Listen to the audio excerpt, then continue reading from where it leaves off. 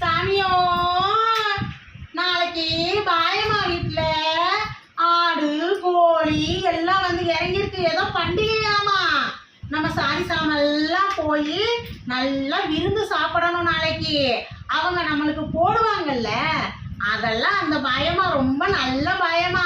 எத்தனை பேர் வந்தாலும் சாப்பாடு போடுவாங்க. நம்ம எல்லாரும் நாளைக்கு அங்க போய் நல்லா விருந்து சாப்பிட்டு வரலாம். காலையிலே எல்லாம் ரெடி ஆயிருங்க. நம்ம தான் முதல்ல போய் சாப்பிடணும். சரியா?